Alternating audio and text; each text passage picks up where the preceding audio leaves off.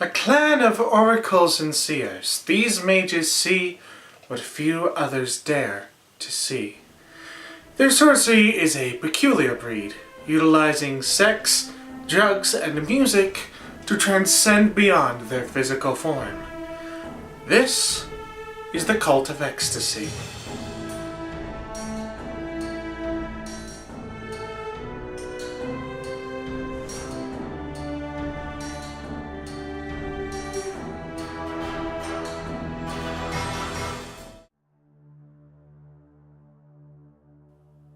Fittingly for the seat of time, the cult's exact history is hard to pin down.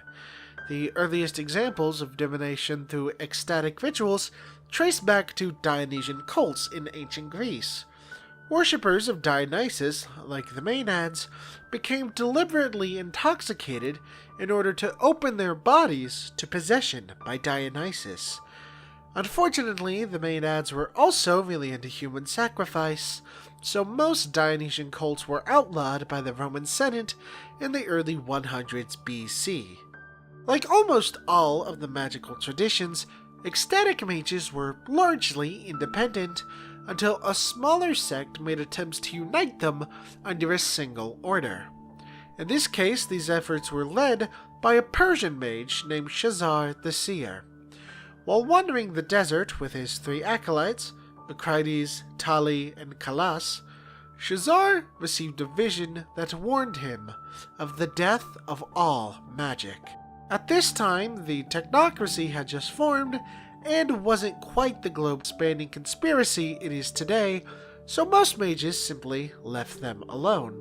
Shazar was the first well-known mage to realize the true threat the technocracy posed to magic. So he began to wander the world, gathering mages from all sorts of disparate orders in an attempt to form what we know today as the Council of Nine Mystic Traditions. When it was being decided who would hold which seat on the council, Shazar formed the Seers of Kronos to hold the seat of Time. Unfortunately, only a few years after the council was formed, the Great Betrayal occurred.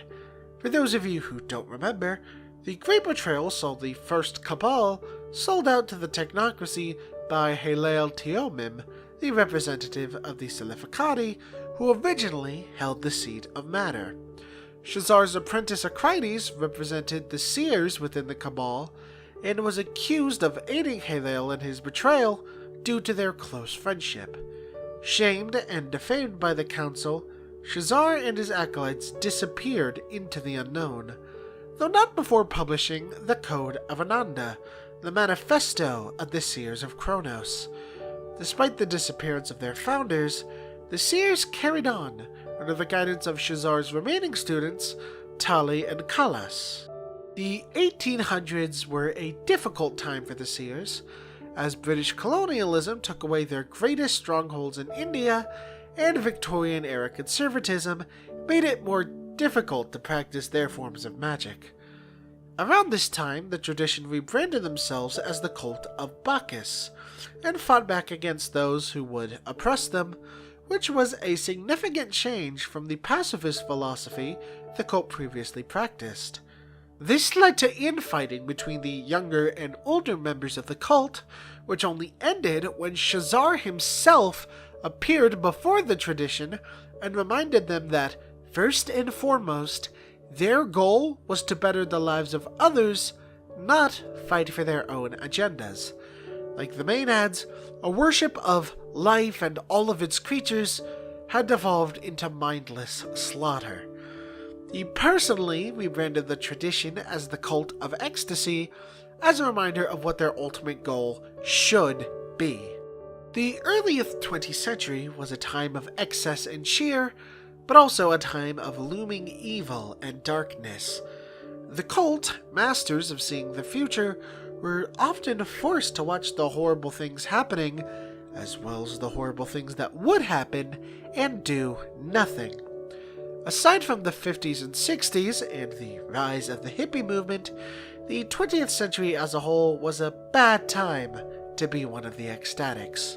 For the past couple of decades, the cult have considered restarting the Ascension War, especially after the appearance of the Rogue Council, a cabal of unknown mages who project their messages directly into the minds of young magi. They remain one of the more open-minded and level-headed traditions, guiding the uncertain council through the rough seas ahead of them. While it's easy to write off the Cult of Ecstasy as the drug mages, their paradigm is actually a lot more interesting than that. The cult believes that humanity purposefully limits its perceptions in order to blind itself to the beautiful and maddening truths of the universe, or Lakashin. Ecstatic rituals allow them to tap into and harness that energy, or ojas, in their rituals. Now, as you've probably surmised by now, ecstatic rituals make frequent use of drugs and alcohol. These practices are actually based on a real-life mystery cult from Mycenae in Greece that deliberately got drunk off their asses in order to open themselves up to possession by Dionysus. That isn't too far from what the ecstatics are doing here, using drugs, drinks, and sex to extend their perceptions beyond the mortal body. In fact, the word ecstasy comes from the Latin ecstasis, translating literally as out of stasis. Ecstatic rituals are some of the most intense magical rituals you will ever witness, since the purpose of these rituals are generally to dissociate one's spirit from one's body. This obviously involves the aforementioned use of drugs, but other ecstatic rituals involve mass orgies, demanding physical exercise, and occasionally even fasting for days. A lot of young mages are drawn to the supposed hedonistic and laid-back life of the ecstatics, but quickly learn their mistake when they witness the punishment ecstatics put themselves through for the sake of ascension. The ecstatics are ultimately governed by the Code of Ananda, 10 guiding principles codified by Shazar the Seer before his final disappearance. You can pause and read the full 10 principles on screen right now, but the basic idea is try and live a happy life, but not to the detriment of others. These aren't treated as hard and fast rules, but instead guidelines and ideals to moderate the often intense emotions that lie at the heart of ecstatic magic.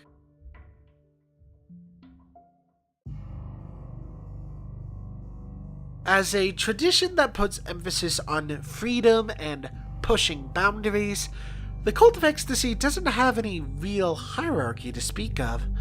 Problems aren't solved by a council of overseers, but instead by both sides simply talking things out. Ecstatic magic and its practitioners spread far beyond the structure of the tradition, and as such, there are way too many divisions of ecstatics to count, so I'm just going to go over some of the coolest, most relevant, and weirdest. First are the Joybringers, which are what most people imagine when they read about ecstatic magic. Mages who indulge in drugs, sex, and booze while also seeking just to make the world a better place. While being the most appealing and easy to understand sect of ecstatics, they are also the most prone to addiction. Then is the Kiss of Astarte, an all-women's group of ecstatic mages. Comprised almost entirely of lesbians and pagans, their primary focus is on healing magic. They tend to cooperate with the Black Furies, an all-women werewolf tribe, which is the hottest thing I've ever heard. On the far opposite end of the scale, we have the Akarne, an all-male sect that focuses on achieving ecstasy through intense psychological and physical pain. Initiation of new mages involves harsh torture, and those who survive are forced to drink the blood of their fellow cabal mates. Lastly, but not least, is the Cult of Acceptance.